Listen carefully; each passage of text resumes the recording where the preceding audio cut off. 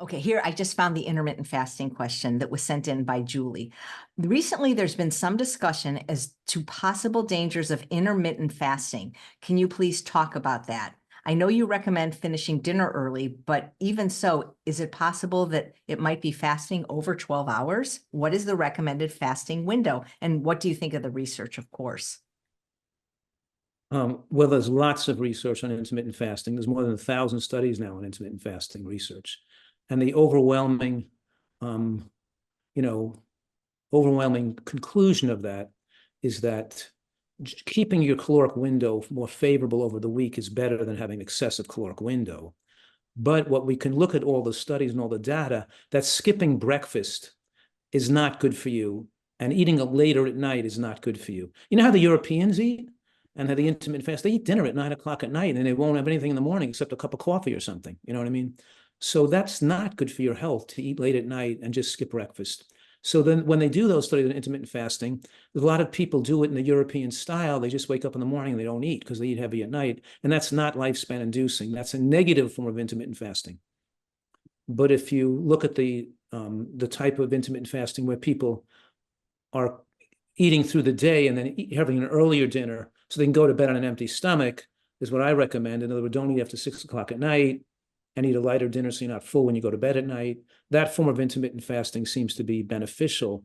But I am somewhat cautious in my use of intermittent fasting and don't advise it across the board because I deal with so many people that are overweight and looking to lose weight and have these issues with food addiction.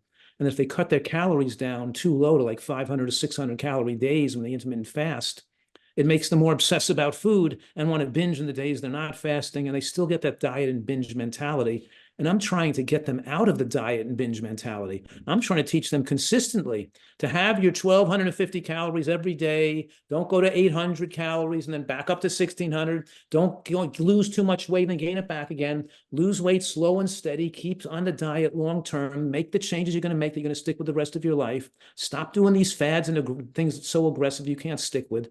So I'm more cautious not to have people be too aggressive with fasting, juice fasting, intermittent fasting to speed up their weight loss. Because they always say to me, can I speed up? They come here and they say, can I speed up my weight loss by skipping out dinner? And I'll say, well, you could do that, but I'd actually think it's better you don't probably, because it's not a question of how much weight you lose this month.